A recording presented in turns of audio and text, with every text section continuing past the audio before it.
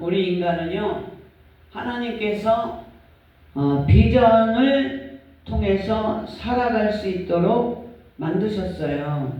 우리의 궁극적인 비전은 하늘나라이고 영혼을 구원하는 것이 하나님의 비전이고 우리의 마지막 사명이고 하나의 사명인 줄 믿습니다. 그래서 우리가 이 땅에서 해야 할 일은 무엇이냐? 바로 하나님의 비전을 이루는 것입니다.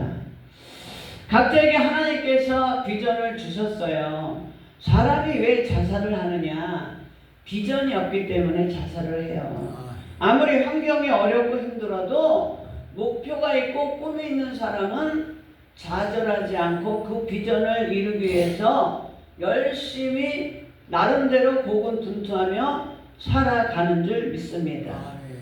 할렐루야. 그러나 우리는 하나님의 자녀로서 천국 백성으로서 이 땅에서 하나님께서 주시는 귀한 사명이 있어요. 각자의 사명이 있어요. 그리고 방법도 다 달라요.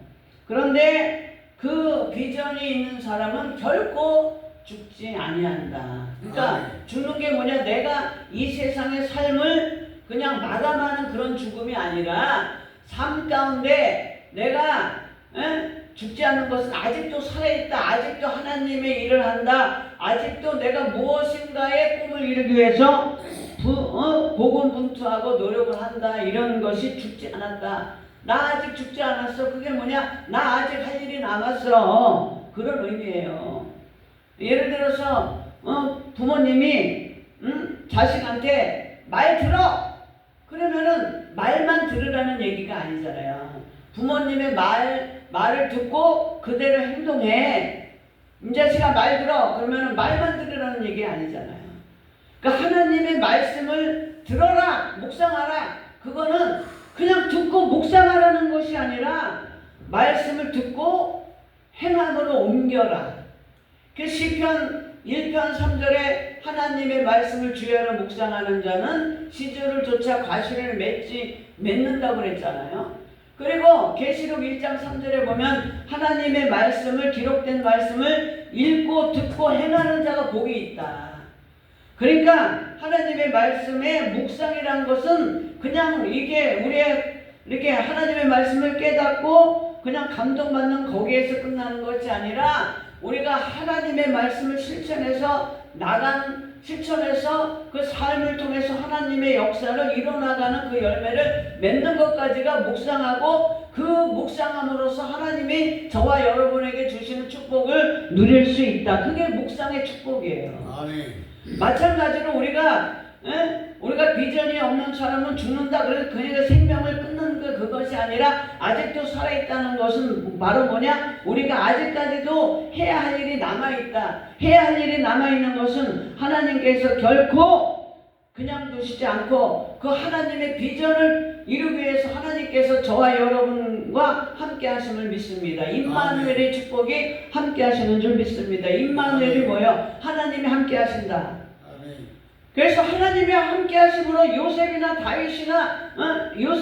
다니엘에게 하나님이 성경을 통해서 우리에게 말씀하신 것이 뭐냐? 요셉이 하나님과 함께함으로 형통했다 그랬지. 요셉이 감옥에 갔는데, 다니엘이 감옥에 갔는데, 사자굴에 갔는데 뭐가 형통해요? 그런 게 아니라니까. 형통은 뭐냐? 내가 고난 가운데 처해 있을지라도, 환경의 감옥에 갇혀 있을지라도 하나님이 함께 하시면 그것이 형통하다. 하나님이 함께 하시기 때문에 우리 삶 가운데서 하나님의 일을 이룬다. 그것이 형통이에요. 그런데 사람들은 육신의 안목을 가진 사람, 이생의 자랑을 쫓아서 사는 사람들은 뭐냐? 교회만 크고 성도가 많고 건물이나 갖고 수입이 많아야 형통한 사람이라고 착각하면서 신앙생활하는 사람들이 너무나 많다. 근데 형통이라는 게 뭐냐? 내가 하나님의 일을 하고자 할 때 막힘이 없는 거 하나님이 함께 하시는 거예요. 제가 내일 21주년을 이렇게 준비하면서 현수막을 맞췄어요. 이렇게 보시면 알겠지만. 그런데 현수막을 마친 거 내용이나 사진이나 그림들이 내가 한 것 같지만 하고 나서 보니까 이게 하나님이 함께 하신 거더라고요. 예. 그게 중요한 거예요. 그게 중요한 거예요. 그래서 우리에게 형통의 복이 있어야 되는 줄 믿습니다. 교회에도 형통의 복이 있고 여러분들의 가정에도 자녀들에게도 그 형통이 뭐냐? 하나님이 자녀들과 함께 하시고 하나님이 우리 가정에 함께 하시고 하나님이 우리 교회에 함께 하시는 것이 바로 형통이에요. 예. 그래서 우리는 세상의 정욕의 안목이나 이생의 자랑의 안목이나 그런 안경을 쓰고 세상을 바라보고 우리가 신앙생활을 할 것이 아니라 말씀의 안경을 쓰고 믿음의 안경을 쓰고 할렐루야 긍정의 안경을 쓰고 우리가 신앙생활 할 때 하나님이 우리의 비전을 통해서 비전을 이루어 주시는 줄 믿습니다. 그런데 우리가 비전을 이루어 나가려고 할 때에 그냥 마귀가 그냥 놔두냐? 절대 그냥 놔두지 않잖아요. 그래서 하나님도 우리의 믿음을 시험해 보시려고 하지만 특별히 마귀는 우리의 삶을 통해서 어떻게 하든지 하나님의 뜻을 이뤄나가는데 방해 공작을 킨단 말이에요. 그래서 그 방해 공작이 뭐냐? 바로 장애물을 둔다는 것인데 그게 장애물이 뭐냐? 첫 번째가 상황이라는 장애물이에요. 장애물. 그러니까 상황을 바라보고 우리의 생각이 어떻게 흐르느냐? 상황을 바라보고 그 혈루증 여인의 상황은 어떤 상황이에요? 자기가 믿음이 생겨서 예수님에게 그 옷 자락을 만져도 나음을 입겠다라는 그런 믿음을 가졌는데 그 상황이 어때요? 소녀가 더 위급한 거예요. 소녀는 이미 사람들이 죽었다고 그랬어요. 그러면은 뭐가 급해요? 회당장 야이로의 딸을 구하는 게 급해요? 이 혈루증 여인이 자기 자신의 병을 고치는 게 급해? 객관적으로 볼 때 야이로의 딸한테 먼저 가야 돼. 그런데 여자는 자기 병이 더 급한 거예요.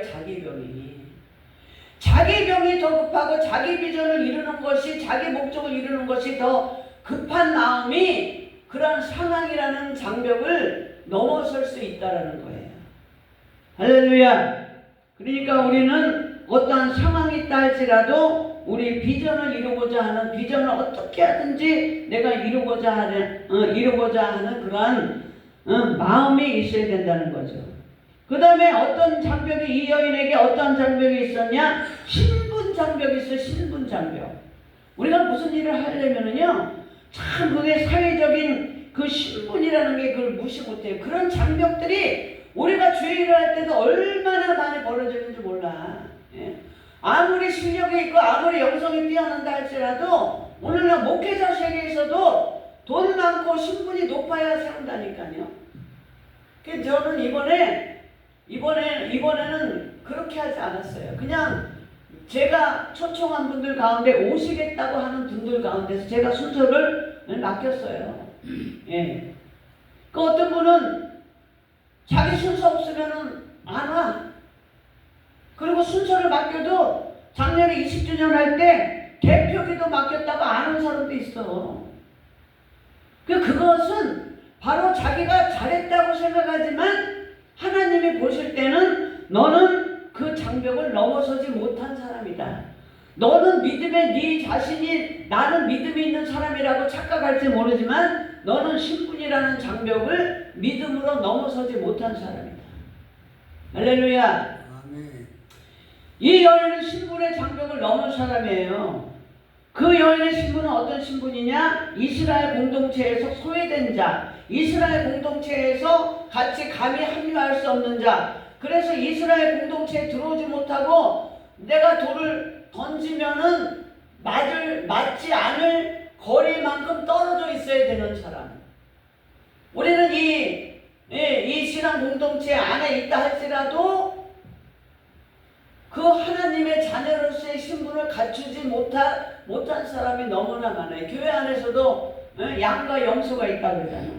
교회 안에서도 알곡과 쭉정이가 있다 그러잖아. 그러니까 내가 교회 신앙생활 한다 그래서 내가 다 천국 가는 것이 아니다. 그러니까 계시록에 그렇게 나와 있잖아요. 성전 안만 측량하되 성전 방 마당은 측량하지 말라. 측량할 필요조차 없다 이거지요. 우리가 신앙생활할 때에 우리가 그 신분 장벽을 넘어서는 저와 여러분 되시기를 예수 이름으로 축원합니다. 그런 다음에 장벽이 어떤 장벽이 있느냐? 사람 장벽이 있어요. 사람 장벽. 수많은 사람들이 우리가 주의를 이루고자 할 때에 친한 사람 같지만, 나를 위해서 이야기해주는 사람 같지만, 그 사람이 육신의 사람은 환경을 바라보고 사람을 바라보고 문제를 바라보고 배경을 바라보면서 얘기하는 사람들이 있어요. 저는 사실 우리가 교회 21주년 감사 예배를 드리지 않을 수도 있어요. 안 드리는 교회가 많아. 더군다나 작은 교회에서. 이게 준비가 이게 쉬운 게 아니더라고.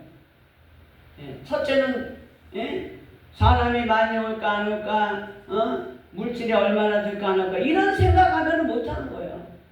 그 안 오는 사람들은 해서 뭐해? 그렇게 뭐 나름대로 생각이 있겠지만, 저는 내가 하나님 앞에 감사 예배를 얼마나 많이 드리겠나. 나는 내가 목회 생활하는 동안에 30년을 목회 생활한다 그러면 내가 앞으로 10번밖에 더 남았겠나.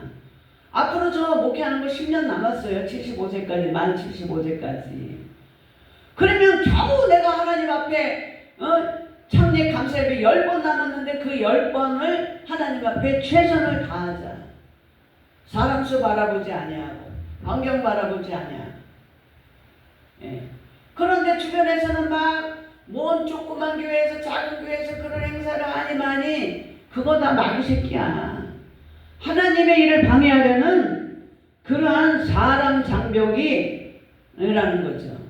예수님의 제자들도 때로는 자기 동료들한테 사람 장벽이 되었고, 또 어떤 사람이냐, 다윗의 맏형 엘리압은 그 꼬맹이니까 너 외모를 보니까 그 사람이 우리 형제들 가운데서도요, 형제들이 다 안다고 생각하지 마세요. 형제들이 한 가족 안에서 공동 울타리 안에서 생활을 했지만 각자 밖에서 학교에서 사회생활하면서 또 집안에서 겪은 게 다 틀려. 제가 어렸을 때 기계치료한다고 아버지한테 각구목으로 맞고, 또 교회 다닌다고 교회 갔다 오면 아버지한테 각구목으로 맞았다고 그 얘기를 하니까 누가 그렇게 맞고 사는지 몰랐다고 하더라고. 자기네들만 맞고 아버지한테 술 드시면은 맞고 살았다고, 자기네들의 생활 환경이 그러니까 자기 언니들만 맞고 사는 줄 착각하고, 우리 동생들은 아주 고이 아버지 엄마가 위해주고 차별받고 살았다고 생각하는 거예요. 그러니까 그런 거를 모르는 거야, 사람들이. 그러니까 다윗의 형 다윗이 광야에서 목동생을 하면서 어떻게 하나님이 함께 하신 걸 모르니까 니까짓게 교만하게 왜 골리앗을 네가 상대하려 하느냐. 그렇게 말 한마디가 사람을 죽일 수도 있고 살릴 수도 있어요. 그런데 믿음의 사람은 옆에 있는 사람들의 말에 연연하지 않습니다. 상관하지 않습니다. 신경 쓰지 않습니다. 그런데 때로는 믿음이 떨어질 때 옆에서 한 사람이 말이 나한테 꽂힐 수가 있어요. 그런데 그 생각을 통해서 마귀가 생각을 줄 때에 마귀가 준 말에 사로잡히면 그 엘리야처럼 그렇게 850명의 그 제사장들하고 이방 제사장들하고 영적 전쟁을 싸워서 이기고 그들을 기선시대에서 450명이나 다 쳐 죽인 그 사람임에도 불구하고 말 한마디가 나에게 들어와서 내 마음과 생각을 사로잡을 때 그때는 지는 거예요, 영적 전쟁에서. 그러니까 우리는 어떻게 해야 되느냐? 특별히 말의 장애물을 쳐낼 수 있는 믿음의 사람이 되어야 되는 줄 믿습니다. 느헤미야가 하나님의 성전 그 성벽을 재건할 때 얼마나 많은 사람들이 비아냥되고 그랬어요. 산발라시나 도비아 이런 사람들이 무리를 줘서 방해하면서 뭐라 그랬냐면, 야야야, 그 성벽은 여우가 올라가도, 여우가 얼마나 몸이 가벼워, 그런데도 여우가 올라가도 그 성이 견딜 수 있겠냐 이러면서 얼마나 비아냥된지 몰라요. 그런데 하나님의 비전을 이룰 수 있는 사람은 바로 그것을 넘어설 수 있는 줄 믿습니다. 그것을 이겨야 돼. 그러니까 우리의 장애물은 바로 뭐냐? 상황이라는 장벽이나 신분 장벽이나 사람이라는 그 방해꾼의 장벽은 눈에 보이는 장벽이지만, 우리의 장벽은 뭐냐? 우리의 장애물은 뭐냐? 어디에 있느냐? 바로 우리의 생각과 마음에 있는 거예요. 그래서 우리의 마음과 생각을 어떻게 가지느냐에 따라서 그 장애물을 극복할 수 있느냐, 아니면 장애물을 넘어서지 못하고 평생 요 모양 요 꼴로 살 수밖에 없느냐. 그것은 누구에게 달렸느냐? 바로 나 자신에게 달려있다. 할렐루야. 아멘. 그래서 우리는 이러한 장애물을 극복하고 하나님의 비전, 그리고 또 저와 여러분에게 여러분이 가지고자 하는, 하고자 하는, 성취하고자 하는 그러한 꿈과 비전을 이룰 수 있는 저와 여러분 되시기를 바랍니다.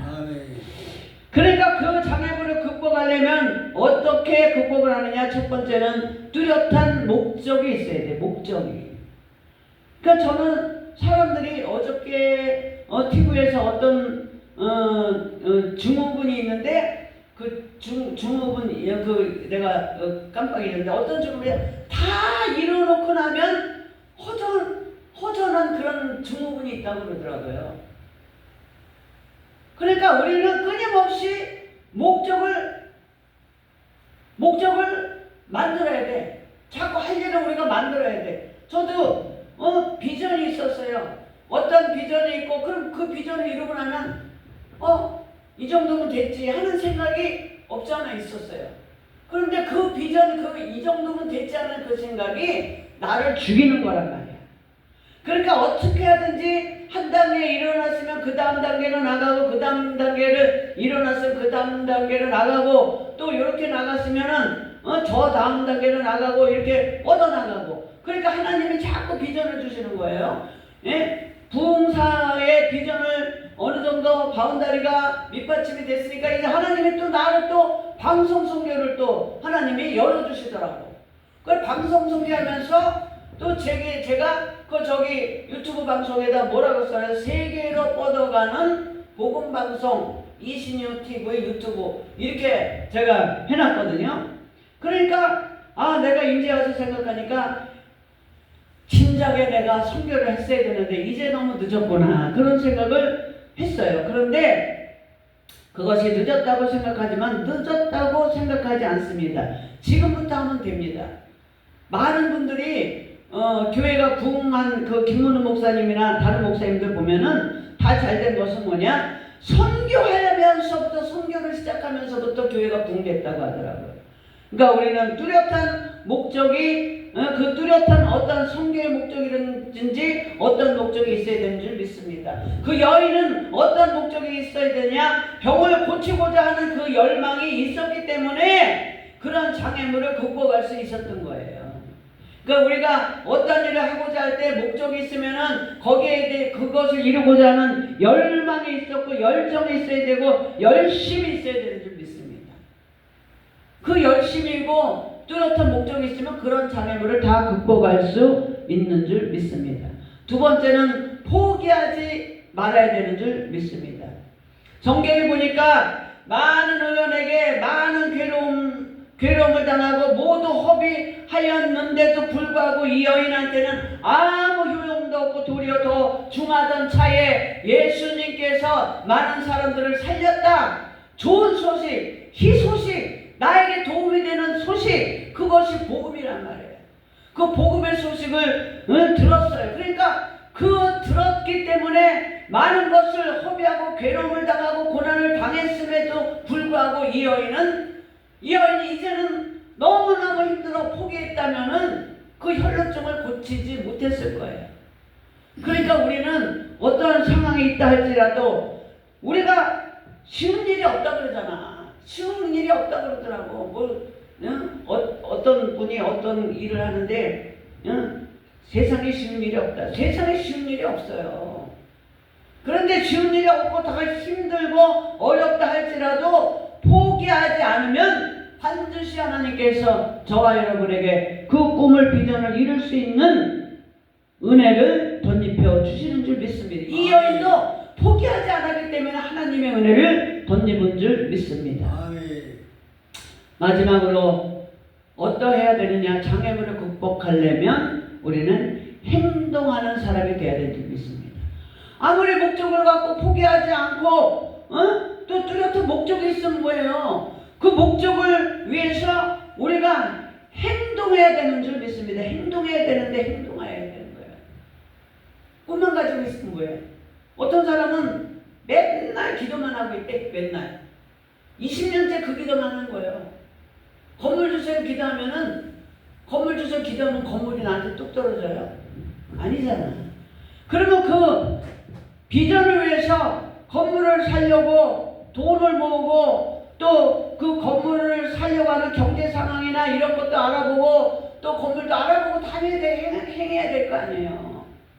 그게 제가 거의 하나님 앞에 건물 달라고 기도를 했는데 어느 날 하나님이 그러시는 거야. 건물 달라고 기도하는데 뭘로 살래? 그러는 거야. 뭘로 살래?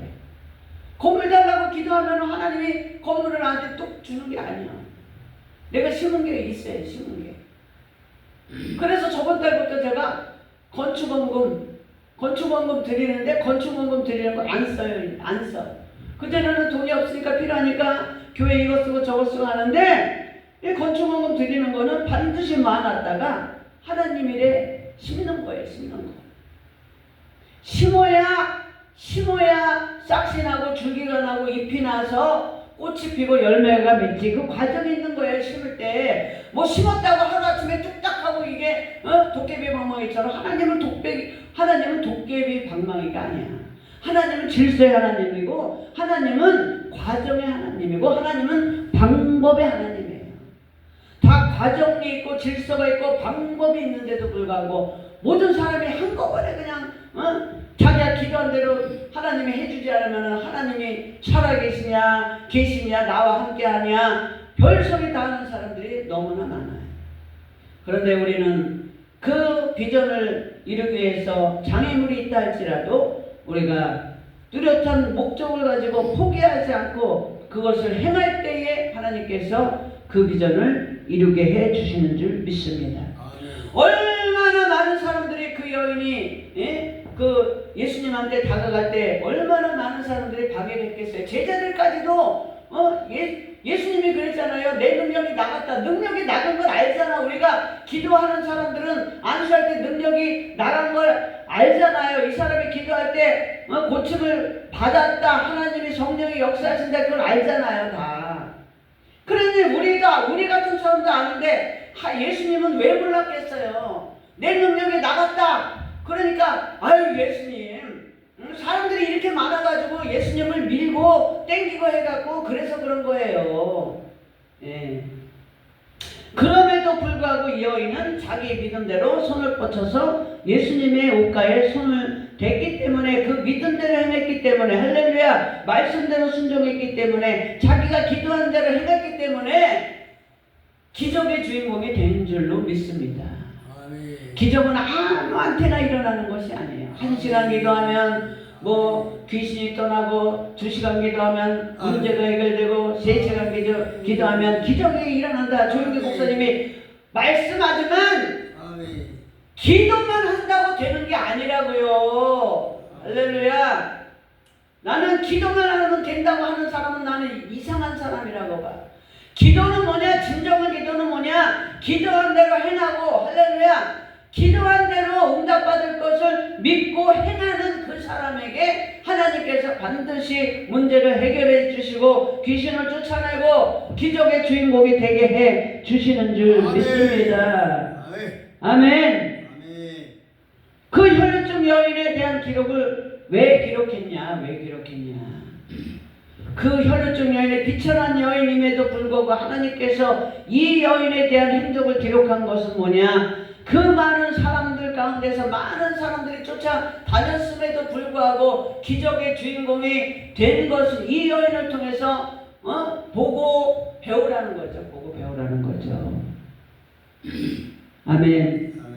우리는 어떠든지 소망의 끈을 놓지 말고 믿음의 끈을 놓지 말고 행함의 끈을 절대로 놓지 않고 비전의 주인공 장애물을 넘어서 비전을 이룰 수 있는 하나님의 귀한 자녀들 되시기를 예수 이름으로 축원합니다.